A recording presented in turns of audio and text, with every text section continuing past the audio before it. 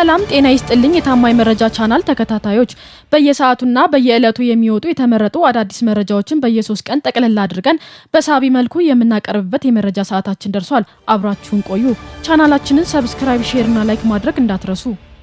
የነጻ መሬቱ ኃይል ህወሓት ላይ እርምጃ መውሰድ ሊጀምር ነው።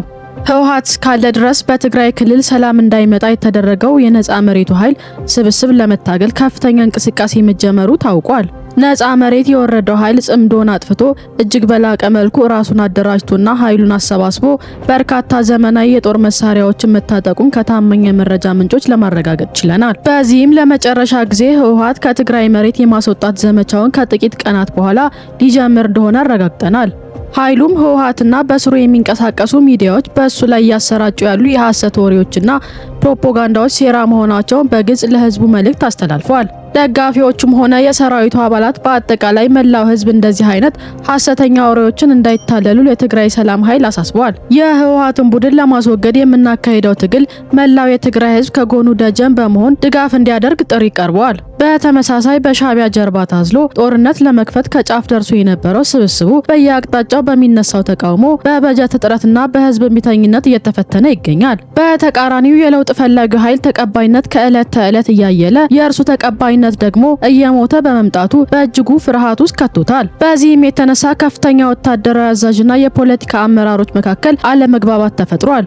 የክልሉ ጸጥታና ሰላም ቢሮ ኃላፊ እንዲሁም በጽምዶ አደረጃጀት ውስጥ የጽምዶ መምሪያ የነበረው ጀነራል ፍስሐ ኪዳኑ ከኃላፊነቱ መነሳቱና በምትኩ አቶ ተወልደ ብርሃን ተስፋ አለሙ መሾሙ ታውቋል። ጀነራሉ ከኃላፊነቱ የተነሳው በቀጣዩ የጦርነት አቅጣጫ ጋር በተያያዘ የልዩነት ሀሳብ በማንጸባረቃቸው ምክንያት እንደሆነ ታውቋል። ይህን ተከትሎ ጀነራሉ ቀጣይ ጉዟቸውን ወደ ሀራ መሬቱ ኃይል እንደሚያደርጉና ቀደም ሲል ያስኬዱት የነበረውን የጽምዶ ሂደት ላይ ተጣማጆች ላይ ከፍተኛ ጫና በማሳደር ቡድን ለብቻው እንደሚያስቀሩት ተገምቷል። በተጨማሪ ታጣቂውም ህዝብ ካልደገፈንና እርስ በርስ ካልተስማማን የትም አንደርስም በማለት እየተበተነና ለጀነራሎቹ አልታዘዝም እያለ እንደሚገኝ አረጋግጠናል። የ4 ኪሎ ምኞት ቅዠት የሆነበት ህወሓት ጸረ ድሮን ታጥቀናል እያለ ሲፎክር የነበረ ቢሆንም በአንድ ወታደራዊ ስልጠና ማዕከል ላይ በደን ቅጠል ጋር በመመሳሰል ከድሮን ጥቃት እንዴት ማምለጥ እንደሚችል ስልጠና ሲሰጡ የሚያሳይ ቪዲዮ በኩራት አሰራጭተዋል። ይሄም ቡድኑ ከሰሞኑ እያካሄደ ባለው የግዳጅ መድረኮች ላይ ጸረ ድሮን ታጥቀናል እያለ ሲፎክር የነበረውን ድስኩር የውሸት መሆኑን ያጋለጠ ሆኗል። ይህ በእንዲህ እንዳለ የቡድኑ ከፍተኛ ወታደራዊና የፖለቲካ አመራሮች የትግራይን ህዝብ እሳት ላይ እየጣዱ ራሳቸውንና ቤተሰቦቻቸውን ማሸሽም ጀምረዋል። በዚህም የአርሚ 42 መሪ ጆን መዲድ እና ድንኩል መቀሌ የሚገኘው መኖሪያ ቤታቸውን በመልቀቅ ንብረቶቻቸውን ሁሉ ጭነው ወደ አክሱም ከተማ መሸሻቸው እየተነገረ ይገኛል። በተመሳሳይ ፈትለወርቅ ገብረ እግዚአብሔር ሞንጆሪኖና ብርጋዴር ጀነራል ምግበ ኃይለ ልጆቻቸው ወደ አስመራ መላካቸው ታውቋል። በተቃራኒው ደግሞ ትግራይን የውጭ ኃይሎች ጭምር ጋብዞ ለማስወረር ህወሓታዊ ቀን እየቆጠረ ይገኛል። ለአብነትም የሻዕቢያ ሰራዊት ሐምሌ 17 2018 ዓ.ም ጀምሮ በዛላምበሳ አቅጣጫ በብዛት ወደ ዝባን ህንጻ አካባቢ መግባቱ ታውቋል። ይህም ቡድኑ የራሱን መደበቂያ በማዘጋጀት ህዝቡን ግን በሚለቅሶ ጦርነት ውስጥ ከቶ ለማንደድ ውሳኔ ላይ መድረሱን ያረጋግጣል። ከህወሓት ነጻ ያልወጣው የጎጃም ፋኖ በጎጃም ቀጠና የሚንቀሳቀሱ የፋኖ ታጣቂዎች የወጡበትን ዓላማ ወደ ጎን ትተው ለጸረ ሰላሙ የህወሓት ቡድን መላላክ ቀጥለዋል። በዘመነ ካሴ የሚመራው ኃይል በህዝብ ላይ ታሪክ ይቅር የማይለው ክህደት በመፈጸም ለጨፍጫፊው ህወሓት መንገድ ጠራጊ መሆኑን በአደባባይ አሳይቷል። ለይምሰል በመግለጫው ጭምር ከህወሓት ጋር ጽምዶን አልመሰረትኩም ሲል የቆየው ቡድኑ አሁን ደግሞ ሰሞነኛውን የህወሓት መድረክ መፈክር ያለ ሀፍረት የራሱ መፈክር አድርጎ ብቅ ብሏል። ባለፈው ሳምንት ከኢትዮ ኒውስ ሚዲያ ጋር ቃለ መጠይቅ ያደረገው የቡድኑ ከፍተኛ አመራር አስረስ ማረ ከጸረ አማራው የህወሓት ስብስብ ጋር እንደ አንድ ልብ መካሪ፣ እንደ አንድ ቃል ተናጋሪ መቆሙን ማረጋገጫ ሰጥቷል። ይህ ክህደት ከሀገር ውስጥና ከሀገር ውጭ የሚኖሩ ደጋፊዎች እንዲሁም ለህዝብ ጥቅም የቆሙ የቡድኑ ታጣቂዎች በከፍተኛ ሁኔታ አስቆጥቷል። በዚህም ውጭ ሀገር የሚገኙ የአማራ ዲያስፖራ ማህበር በጋራ ለጽምዶ የተንበረከከውን የዘመነ ካሴ ስብስብ የሚያወግዝ መግለጫ ሊያወጣ ችሏል። ከመግለጫው በተጨማሪ በቀጣይ የዶላር ድጋፉን እንዲቆም ውሳኔ ሊያስተላልፍ መሆኑ ተሰምቷል። እንዲሁም የአማራ ማህበር በአሜሪካ ለህወሓት የተገዛውን የጎጃም ፋኖ በመግለጫው ግዟል። ማህበሩ የፋኖ ትግል ለማንም ተገዢ የሚሆን ወይንም ለሌላ አካል ዓላማ የሚገረድ አለመሆኑን በጽሑፍ አስፍሯል። አማራን የሚያስጠቃ አማራ ከጠላት የስርዓቱ የህወሓት ስብስብ ተለይቶ እንደማይታይ በመግለጫ አስታውቋል። ፋኖ ከወያኔም ሆነ ከፈትለ ወርቅ የትኛውም አካል ጋር የሚደረግ ጥምረት ተቀባይነት እንደሌለው ግልጽ አድርጓል። ከዚህ ጋር ተያይዞ የጽምዶን ሴራ በአማራ ዲያስፖራና ልሂቃኑ እንደተነቃበት የተረዳው ህወሓት በሳልሳይ ወያኔ በኩል እኛም የህወሓትን አካሄድ እንቃወማለን የሚል መግለጫ አውጥቶ አንዳቻ ሆኗል። ህወሓት ፓርቲውን አስታኮ ባወጣው መግለጫ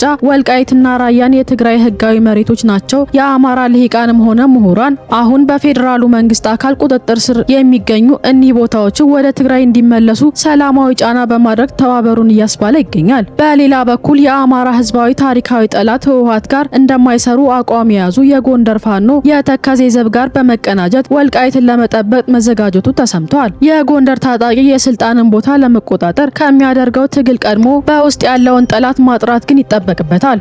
በተለይ ጎንደር ውስጥ የሚንቀሳቀሱ ዘመነ ካሴ አስርጎ ያስገባቸው የህወሓት መንገድ ጠራጊዎች ሊያስወግድ ይገባል። በዚህም በጎንደር አደረጃጀት ውስጥ ተሰንቅሮ ለህወሓት ከማሸርገድ የማይቆጠበው መቼም ታጥቦ የማይጠራው ሳሙኤል ባለድር ከአደረጃጀቱ ማስወገድ ያስፈልጋል። ሳሙኤል ላይ ሀብቴ ወልዴ የሚያደርገውን ዘመቻ አጠናክሮ በመቀጠል ለትግሉ ውለታ ሰጥቶ ለአማራ ህዝብ ተቆርቋሪነቱን በተግባር ማሳየት ይኖርበታል። የአማራ ህዝብ እየማሉ የራሳቸውን የግል ጥቅም ለማሳደድ የህወሓት ተላላኪ የሆኑ እንደነ ሳሙኤል ባለድር አይነት ወዳደሮችን ከቀጠናው ነጥቆ የማውጣት ዘመቻ አጠናክሮ መቀጠል አለበት።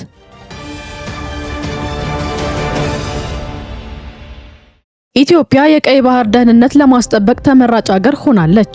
ኢትዮጵያ የቀይ ባህር ቀጠና ስትራቴጂካዊ ተሳታፊነቷን ለማስጠበቅ እያደረገች የምትገኘው ዲፕሎማሲያዊ ጉዞ ፍሬያማ እየሆነ ቀጥሏል። መንግስት የባህር በር የማግኘት ጉዳይ እንደ ዋና ስትራቴጂ በመያዝ ከዓለም አቀፉ ማህበረሰብ ተገቢ ምላሽና ህጋዊ እውቅና ሊያገኝበት ችሏል። በዚህም የዓለም የንግድ መርከቦች የሚያርፉበት ዋና መስመር በሆነው ቀይ ባህር ላይ ማንኛውም የጸጥታ ችግር ለመከላከል የዓለም ሀያልና ባህረ ሰላጤ ሀገራት ከኢትዮጵያ ጋር ስምምነት እየፈጸሙ ይገኛል። ለአብነትም እስራኤልና ሳውዲ አረቢያ ከኢትዮጵያ ጋር በጋራ ለመስራት የቀጠናውን ሰላምና ደህንነት ለማስጠበቅ ስምምነት ላይ መድረሳቸው ይፋ ሆኗል። ሀገራችን ከባህረ ሰላጤዎች ሀገራት ጋር የፈጸመችው ስምምነት በቀይ ባህር ላይ የሚፈጸሙ የባህር ወንበዴዎችን፣ የህገወጥ ዝውውሮችን፣ የሽብርተኝነት ስጋቶችን በጋራ ለመከላከል ከአፍሪካ ጠንካራ ሀያል ሀገር መሆኗን የሚያረጋግጥ ነው። ሆኖም ሰጥቶ መቀበል ዲፕሎማሲያዊ መርህን የማይከተሉ ግብጽና ኤርትራ 130 ሚሊዮን ህዝብ የህልውና ጥያቄን ለማደናቀፍ አሁንም ድረስ የማይሳካ ጥረት ላይ ናቸው። ታሪካዊ ጠላቶቻችን የያዙት ክትር አቋም በዓለም አቀፍ ህግም ሆነ በጂኦፖለቲካዊ አመክንዮ የትም የማያደርሳቸው ነው። ከዚህ ጋር ተያይዞ የቀድሞ በኢትዮጵያ የአሜሪካ አምባሳደር ቲቦር ናጊ ለሁለቱ ሀገራት በቀይ ባህር ጉዳይ አቋማችሁ ይህ ከሆነ በተመሳሳይ አመክንዮ የአባይ መነሻ የሆነውን ውሃ የሚያስገቡ ሀገሮች ብቻ የአባይን አጠቃቀም ሊወስኑ ይገባል ሲል አጭርና ጠንካራ ምላሽ ሰጥቷቸዋል። ኢትዮጵያ ከ90% በላይ የውጭ ንግዷን የምታከናውንበት በባህር ወደቦች ላይ እንደሆነ የገለጹት ቲቦር ናጊ በቀይ ባህር ላይ የራሷን ወደብ የማግኘት መብት እንዳላት አረጋግጠዋል። አክሎም የቀይ ባህር ደህንነት በአንድ ወይንም የጥቂት ሀገራት የግል ንብረት ሳይሆን ለዓለም አቀፉ ንግድ የሚያገለግል የጋራ መስመር መሆኑን አሳስበዋል። አምባሳደሩ የሰጡት ምላሽ ለካይሮና ለአስመራ እርቢተኞች ታላቅ መርዶ ሆኗል። ሀገራችን ፍላጎቷን ለማሳካት ጠንክራ እየሰራች መሆኑን ተከትሎ በተለይ ሻዕቢያ በኢትዮጵያ የሚያደርጋቸው የውክልና ጦርነት ላይ ጥርጣሬ ውስጥ ያደረበት መምጣቱ ተሰምቷል። ሻዕቢያ ሂደቱን በገመገመበት ወቅት ኢትዮጵያ ከባህር በር ፍላጎት የመመለስ የውክልና ጦርነት ኪሳራ ነው ማለት እየተሰማ ይገኛል። የአሸባሪዎች መደበቂያ የሆነችው ኤርትራ የቀይ ባህር ደህንነት ለአደጋ እያጋለጠች በመሆኑ አሜሪካ እርምጃ እንድትወስድ ጥሪ ቀርቦላታል። የጣሊያን ኦፊሻላዊ ጋዜጣ የኢራን አጋር የጥፋት አንጃ አስፈጻሚ የሆነችው ኤርትራ ከሌላኛው የየመን ሁቲን ታጣቂ ጋር በመቀናጀት በቀይ ባህር ቀጠና ዘላቂ ሰላም እንዳይረጋገጥ ጠንክራ እየሰራች መሆኗን ዘግቧል። ጋዜጣው ለቀጠናዊ ዘላቂ ሰላም ሲባል አሜሪካ በኤርትራ መንግስት ላይ የማያዳግም እርምጃ እንድትወስድ ጠይቋል። ይህ በእንዲህ እንዳለ ኢትዮጵያ በአባይ ተፋሰስ ላይ ያለምንም ጉዳት በፍትሃዊነትና በምክንያታዊነት የመጠቀምና የመልማት መብቷን እያረጋገጠች ትገኛለች። በዚህም ኢትዮጵያ በታላቁ የአባይ ወንዝ 3 ተጨማሪ ግድቦችን ልትገነባ በዝግጅት ላይ ትገኛለች። ሀገራችን የምትገነባቸው ተጨማሪ 3 የአባይ ግድቦች እቅድ ውሃን የማያባክን የትነትና የደለል አደጋን የሚቀንስ እንዲሁም ወጥ የውሃ ፍሰትን የሚያረጋግጥ ነው። በመሆኑም እነዚህ አዲስ ግድቦች ለግብጽ ስጋት ሳይሆኑ ለቀጠናው የጋራ ብልጽግና የሚመጡ ትልቅ ሳይንሳዊ ኢኮኖሚያዊ በረከቶች ናቸው።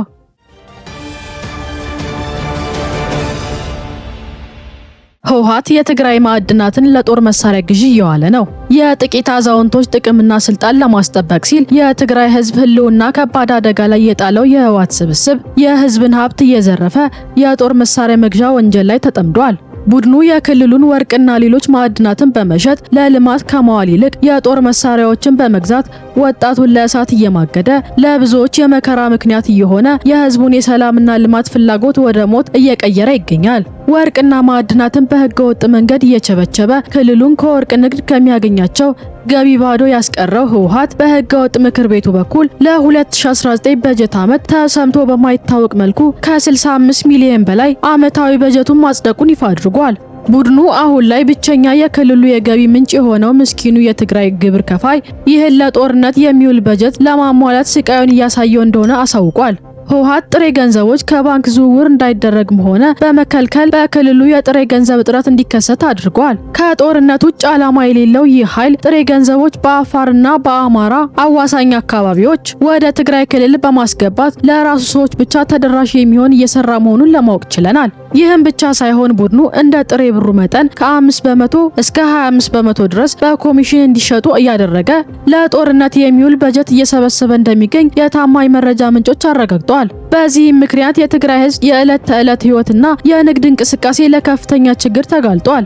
ይህን የቡድኑ አይን ያወጣ ዝርፊያ የቀድሞ ጊዜያዊ ፕሬዝዳንት አቶ ጌታቸው ረዳ አጋልጧል። አቶ ጌታቸው በኤክስ ገጻቸው ባሰፈሩት ጽሑፍ ላይ በዶክተር ደብረጽዮን ገብረ ሚካኤል የሚመራው የህወሓት አመራር እና የቅርብ አጋሮቻቸው ወርቅና ሌሎች ማዕድናትን እየዘረፉ የትግራይ ህዝብ ዳግም ለጥፋት ለከባድ ጦርነት እየዳረጉ ነው ሲል አስታውቋል። ቡድኑ ራሱን ለማዳን ሲል የትግራይ ወጣት ከታሪካዊ ጠላቶች ጋር በማሰለፍ የጥፋት አጋርነት መፍጠሩን ገልጿል። በተጨማሪ አመራሩ በህዝቡ ላይ የሚነዛው የፌዴራል መንግስት ሊወረን ነው የሚል ፕሮፓጋንዳ ከእውነት የራቀ መሆኑን ጠቅሰዋል። በቅርቡ ህወሓት ወደ 4 ኪሎ እንገባለን የሚለውን ፉከራ የትግራይን ህዝብ ችግር ከማባባስ የዘለለ ትርጉም እንደሌለው አረጋግጧል። እንዲሁም ተፈናቃዮችን ለእኩይ ፖለቲካ ዓላማ እየተጠቀመ ለከፍተኛ ሰብአዊ ችግር ውስጥ መክተቱን አቶ ጌታቸው በኤክስ ገጻቸው ላይ አስፍረዋል። ከዚህ ጋር ተያይዞ በመጠለያና ሰብአዊ ድጋፍ ላይ የሚሰራ ሼልተር ክላስተር የተሰኘ ተቋም በትግራይ ክልል የሚገኙ 95 በመቶ የሚሆኑ የተፈናቃይ ጣቢያዎች የምግብ እጥረት እንደሚያጋጥማቸው በጥናት ማረጋገጡን ይፋ አድርጓል። ይህ ጥናት በክልሉ አስተዳደር በኩል እጅግ በጣም ደካማ የሆኑ ሰብአዊ እርዳታ ምላሽ መኖሩን ያመላከተ ሆኗል። ይህ የተቋሙ ሪፖርት ተፈናቃዮች በክልሉ ባለው አመራር ላይ ያለምንም የፖለቲካ ቁማር ወደ ቀያቸው እንዲመልሰው አስቸኳይ ጫና የሚያሳድር ከሆነ ሁኔታው ከዚህ በላይ አስከፊ ደረጃ ላይ መድረሱ እንደማይቀር አረጋግጧል። በየጣቢያው በረሃብና በችግር እንዲሰቃዩ በማድረግ ለፖለቲካ ቁማር እየተጠቀመ የሚገኘው ህወሓት ላይ እርምጃ እንዲወሰድ ተቋሙ ጠይቋል። ይህ በእንዲህ እንዳለ የህወሓት አመራሮች ጀነራል ታደሰ ወረደ ላይ እየፈጸሙ ያሉ የሰብአዊ መብት ረገጣ አሳሳቢ ደረጃ ላይ ደርሷል። ከዚህም በፊት በቁም እስር ላይ እንደሚገኙ የተገለጸው ጀነራሉ በተቀመጡበት መኖሪያ ቤት በህወሓት ታጣቂ መሰወራቸው ተረጋግጧል። ቡድኑ ጀነራሉን ወደማይታወቅበት ስፍራ ወስዶ የደበቀው ወደ አዲስ አበባ ይሄዳሉ በሚል ፍርሃት መሆኑ ታውቋል። የታደሰ ወረደ መሰወር ተከትሎ በቤተሰቦችና በቅርብ ጓደኞቻቸው ላይ ከፍተኛ ስጋት ላይ መውደቃቸውን ከመቀሌ የደረሱ መረጃዎች ያመለክታሉ።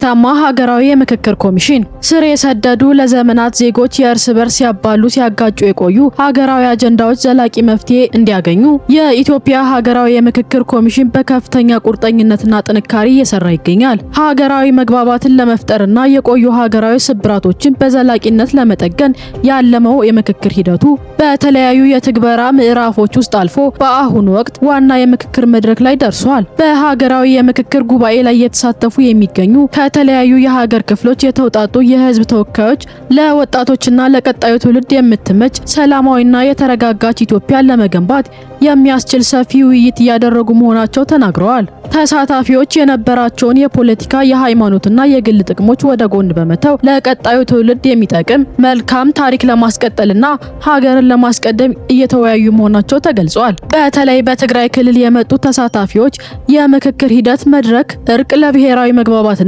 ለዘላቂ ሰላም አዲስ ምዕራፍ መክፈቱን አረጋግጠዋል። በጉባኤው በንቃት በመሳተፍ ላይ ያሉ የትግራይ ክልል ተወካዮች ምክር ቤት ትልቅ ተስፋ እንዳላቸውና የምክክር ሂደቱም ሁሉን የህብረተሰብ ክፍሎች ያካተተና በማስረዳትና በተለያዩ መመዘኛዎች ሲታይ ክፍተት የሌለው መሆኑን አስረድተዋል። በአሁኑ ሰዓት የሂደቱን ተሳታፊነት ህጋዊ ለማንቋሸሽና ለማደናቀፍ ሲሞክሩ የነበሩ አካላትና ጽንፈኞች እንኳን ሳይቀር በተዘዋዋሪ መንገድ አጀንዳዎቻቸውንና ሀሳቦቻቸውን ለኮሚሽኑ እያቀረቡ ይገኛል። ይህም ሂደቱ ተሳታፊና ሁሉን ማዕከል ያደረገ መሆኑን በተግባር ያረጋገጠ ነው።